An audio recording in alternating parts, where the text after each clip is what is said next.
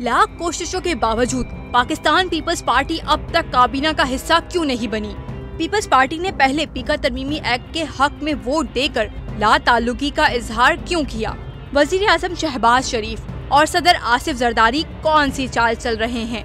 दोनों पार्टियों की अंदरूनी सियासत पर सीनियर सहाफी और प्रोग्राम कैपिटल टॉक के मेजबान हामिद मीर ने गहरे इंकशाफात कर दिए। सीनियर सहाफी ने जंग में अपने हालिया कॉलम में लिखा कि पाकिस्तान पीपल्स पार्टी अजब मुखम्मसे में फंस चुकी है, जिसका नाम वफाकी हुकूमत है, जो पीपल्स पार्टी के वोटों पर खड़ी है।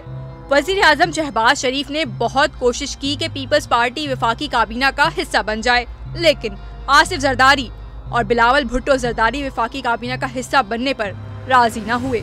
पीपल्स पार्टी 8 फरवरी 2024 के बाद सामने आने वाली सियासी बंदोबस्त में शामिल तो हो गई, लेकिन शहबाज हुकूमत के कई फैसलों पर तनकीद भी करती रही। सदर, 2 सूबों के गवर्नर्स और चेयरमैन सेनेट का ओहदा ले लिया, लेकिन ये तासुर भी देने की कोशिश की कि हुकूमत के कई अहम सियासी फैसलों से पीपल्स पार्टी का कोई ताल्लुक नहीं।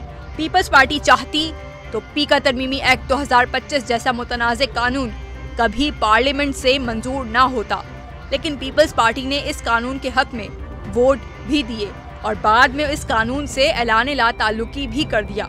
हामिद मीर के मुताबिक एक तरफ पाकिस्तान पीपल्स पार्टी रियासत के अहम आईनी ओहदों पर विराजमान है और दूसरी तरफ वफाकी हुकूमत के खिलाफ एहतजाज करती फिरती है। चंद हफ्ते पहले पीपल्स पार्टी ने नई नहरों के खिलाफ सिंध असम्बली में करारदाद मंजूर करवाई, फिर 25 मार्च को नई नहरों के मंसूबे के खिलाफ एहतजाज किया। 2 अप्रैल को ईद उल फितर के तीसरे दिन पीपल्स पार्टी एक दफा फिर नई नहरों के खिलाफ एहतजाज करती नजर आई।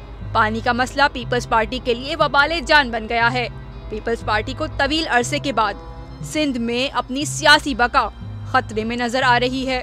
जुल्फिकार अली भुट्टो को 1969 में फांसी दी गई, जिसके बाद जिंदा है भुट्टो जिंदा है के नारे पर मोहतरमा बेनजीर भुट्टो 1988 और 1993 में वजीर आजम बनी। 2007 में मोहतरमा बेनजीर भुट्टो की शहादत के बाद 2008 में पीपल्स पार्टी को एक दफा फिर वफाक और सिंध में हुकूमत मिली। 2008 के बाद से पीपल्स पार्टी मुसलसल सिंध में बरसरे इक़्तिदार है। जुल्फिकार अली भुट्टो की फांसी के 46 साल बाद पीपल्स पार्टी ने उनके लिए निशाने पाकिस्तान का ऐलान करके अहले सिंध को याद दिलाया कि आज आप जिस पार्टी के खिलाफ जगह जगह रैलियां निकाल रहे हैं, उस पार्टी के बानी चेयरमैन ने एक फौजी डिक्टेटर के साथ समझौता करने के बजाय फांसी का फंदा कबूल कर लिया था। 1981 में मोहतरमा बेनजीर भुट्टो ने खान अब्दुल वली खान, मौलाना फजलुर रहमान, रसूल बख्श पुलीजो, जाम साकी, फाजिल राहू, नवाबजादा नसरुल्लाह खान और दीगर रहनुमाओं के साथ मिलकर तहरीक बहाली जमहूरियत शुरू की, जो MRD के नाम से मशहूर हुई। उस तहरीक ने 1983 में सिंध में जोर पकड़ा तो जनरल जियाउल हक मदद के लिए GM सैयद के पास जा पहुंचे।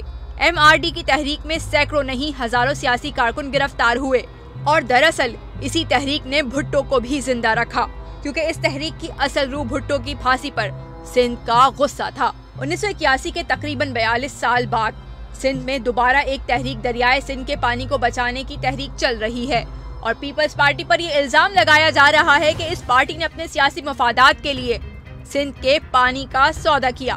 पीपल्स पार्टी पर दबाव उस वक्त बढ़ा जब एक तरफ कौमी असम्बली में अपोजिशन लीडर उमर अयूब खान ने इल्जाम लगाया कि आसिफ जरदारी और बिलावल ने सिंध का पानी पंजाब को बेच दिया। दूसरी तरफ सिंधी कौम परस्त रहनुमाओं डॉक्टर कादिर मक्सी, अयाज लतीफ पुलीजो और जैन शाह के साथ मीर मुर्तजा भुट्टो के साहबजादे जुल्फिकार अली भुट्टो जूनियर भी मैदान में आ गए और 6 नई नहरों के मंसूबे को 1991 में पानी की तकसीम के मुआहदे की खिलाफ वर्जी करार दे दिया। जब पीपल्स पार्टी ने दावा किया कि वो 6 नई नहरों के मंसूबे के मुखालिफ है, तो वफाकी हुकूमत ने दावा किया कि 6 नई नहरों का मंसूबा सदर आसिफ जरदारी की मंजूरी से शुरू किया गया था। हामिद मीर ने लिखा कि जब सदर मुमलिकत ने पार्लियामेंट के मुश्तरका इजलास से खिताब करते हुए नहरों के मंसूबे पर तनकीद की, तो हुकूमती जराए ने मीडिया को executive committee of the national economic council की एक मीटिंग के मिनट्स लिख कर दिए। वफाकी हुकूमत की इस वारदात के बाद सिंध के वजीर आला मुराद अली शाह ने एक प्रेस कॉन्फ्रेंस में एक्निक की मीटिंग के मिनट्स को झूठ करार दे दिया और ये भी कहा कि वो चाहें तो वफाकी हुकूमत को गिरा भी सकते हैं। ये धमकी मुस्लिम लीग नून के लिए गैर मुतवक्का थी। वजीर आला पंजाब मरियम नवाज ने 15 फरवरी 2025 को चोलिस्तान केनाल प्रोजेक्ट का इफ्तिताह तो किया, वहां army chief general Asif Munir को भी मदऊ किया। मुस्लिम लीग नून का ख्याल था कि पाकिस्तान पीपल्स पार्टी इस मंसूबे की मुखालफत नहीं करेगी। जब पीपल्स पार्टी ने मुखालफत शुरू की तो वफाकी हुकूमत ने चुपके से एक्निक की मीटिंग के मिनट्स में गलती को तस्लीम कर लिया और कहा कि एक्निक के इजलास में ग्रेटर थल पर बात हुई थी, चौलिस्तान कैनाल पर बात नहीं हुई थी।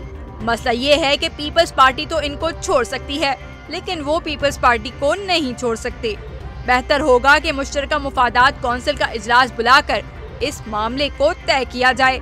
हामिद मीर कहते हैं, मामला तय ना हुआ तो पीपल्स पार्टी के पास सिर्फ एक रास्ता है कि तमाम आईनी ओहदे छोड़कर शहबाज शरीफ की हिमायत से दस्तबरदार हो जाए।